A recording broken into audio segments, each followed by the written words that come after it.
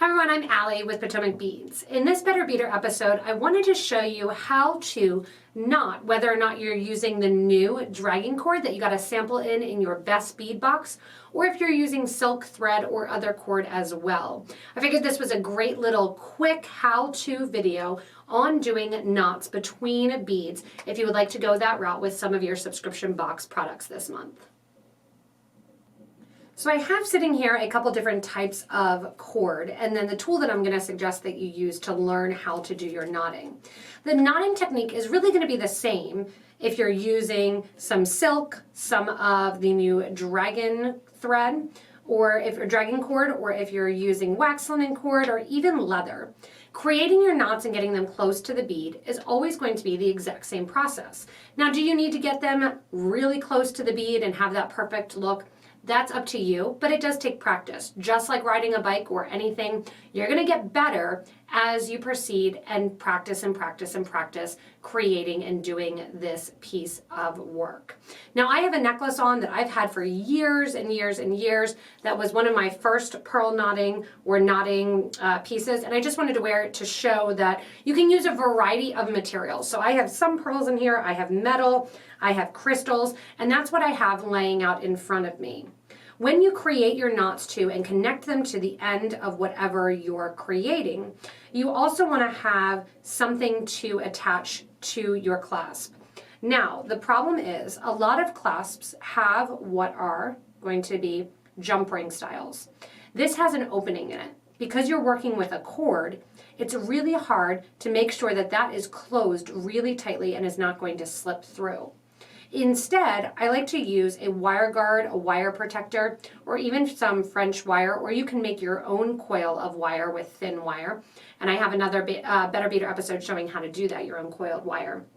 But when you are creating and making, no matter what you are using, you need to make sure that you are connecting it to the end properly. And usually that process starts at the beginning when you're ready to put on your first bead. So that's where we're going to start, is I'm going to show you how to put on the wire guard, tie that first knot, and then how to get kind of our perfect knots in between. So the first thing that I want to do to get started is I'm using this silk cord. You can do the same thing with the dragging cord as well. And I've taken the whole thing off. You can glue the end of your cord and make a needle, or the silk comes with a needle. And what I'm going to do first is I put the needle through, or the end of the cord, through one side of my wire guard, and I've come down to the other side. I'm going to then let that thread sit in that little U-channel. I'm pulling the end here to get it so that way I don't have a ton of extra thread. There's the end of my thread. Now I'm going to pull my thread through that long piece. You're always going to have a fair amount of thread because it's going to take some extra thread to knot. I have that right in that wire guard then. And the first thing you're going to do is determine whether or not you can get your bead through both threads. If you have a nice size bead that you can get through both threads, you could have done that ahead of time. Put on your pearl or your bead, go through the wire guard, back through the wire guard, and back through the bead. What that's going to do is get a knot after the bead rather than before. Just in case it won't fit back through and you're doing pearls, I'm going to show you here how to do it in that case. There's a lot of different techniques, a lot of different ways. This I find is the easiest to teach.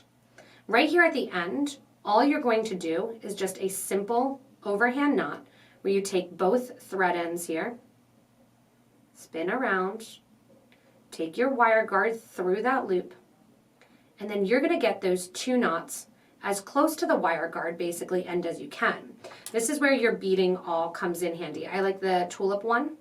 You can put that beading awl into the loop that you created, and as you pull that knot tighter, it's not going to be finalized until you remove that awl. So if you need to get it closer at all or push it up tighter, you can do that by keeping the awl in. Once you have it nice and tight next to the project, you can go ahead and just give a nice tight pull, and now your thread is ready to go. From here, you're going to add your beads. Some people will add multiple beads at a time and then pull them down and work for them. I find that it's easier for me to keep track of everything that I'm doing rather than using a bead stopper or anything to put my beads on one at a time. It's also kind of therapeutic and gives a nice little easy method that you put a bead on, you knot, you put a bead in, you knot. From here, you can knot by hand, you can knot with an awl. It's up to you. I find that when I use an awl, even though I'm pretty good at it, it still gets it better and tighter. You're going to take your piece, whether or not you're right-handed or left-handed, and remember those lefties, you can always go back to the Better Beader episode to check out that chrome extension, so that way you can flip the video if you need to. And I'm holding in my left hand, I'm right-handed. I'm going to create the knot, so I'm holding the bead in the left, I'm creating the knot just around 2 fingers, and then taking that thread through that loop. So just a regular overhand knot, like you're tying a shoe. So that knot is really big. It's not close down next to your bead. What you can do then is slip your beading awl into that loop and pull. Now you can see the knot is not, we're going to do lots of knots, not close to the bead. I can pull the extra thread, and that pulls that knot closer to the bead. As I go up further on my awl, I can continue to pull closer and closer, getting that knot as tight next to the bead as I want to, until the final point where I take it off, pulling that close and tight, remove it from the awl, and just give another little pull to get that nice and tight against the bead. Next bead goes on. Again, I go to the end of my thread, which is pretty long. I'm going to slide my bead on. Now this bead, I'm using size 6 cord, in case you want to know. And it might be that this cord is a little bit too small for the knot. In that case, you'll do one on top of the other. It'll hold my rose quartz here. Again, I'm just doing an overhand knot, pulling the thread through the knot, so that long piece through the knot. I like to get my knot pretty close down. I end up holding and pulling the extra cord and just holding the loop in my pointer finger there. Slide your beading awl in. Pull the extra cord while you're pushing against the bead there. I'm pushing against the bead with my beading awl. I'm slowly removing it and doing that push. Remove it finally and do one more yank to get that nice and tight against the bead. So your knot's going to be right there against the bead. I don't want it so tight that my bead doesn't spin. I like it to have just a little bit of playroom in there.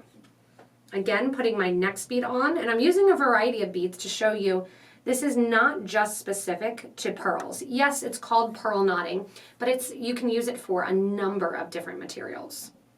Once you get good at this then, you make your loop, take your end through your loop that you've just created. I like to pull the loop a little bit smaller and then put my awl in. Push that awl down next to my bead. Keep pushing that knot against the bead and moving the awl up. Remove and give a nice tight pull. And that knot is in there. Once you get good at this, now I'm on the spot because I'm recording, so chances are I'm going to mess up. But let's see here. Usually I'm pretty quick. Once you get good at this and you realize that your finger can pretty much take the place of the awl, you can press the beads, the knot against the bead like that, using your finger like the awl and pushing with your fingers. And whenever I do anything slow motion, it gets it further apart. Pull that slowly against the piece and then pull nice and tight. Not too bad. I can put on my next bead. Drop that on. Go right up to that next knot. Once again, using my fingers as the awl. So instead of sliding the awl in right now, I'm using my finger in place of that until my finger doesn't fit anymore. But I make sure that that knot is already exactly where I want it to be. And I use my fingernails to just do a nice overhand sewer's knot. The final thing I do is with my left hand, push that knot against the bead to close it up. Again then, going back to the awl, if you want to. And I find the awl is easier for smaller beads to get nice and close to. They seem to be harder to hold on. Tie that knot. Slide your awl in. That awl protects you from tying the knot in the wrong place. The awl is also helpful if you do happen to tie the knot in the wrong place there and you need to get it out. That awl is really helpful. That's going to be the method for tying your knots. That overhand method, the more and more you do it, the easier and easier it's going to become to do and to work with as you're going along the piece. You can have them be nice and close together. You can have them be further apart. This is a great way to have a nice flowy necklace, and also a great way to use up a lot of your stash beads.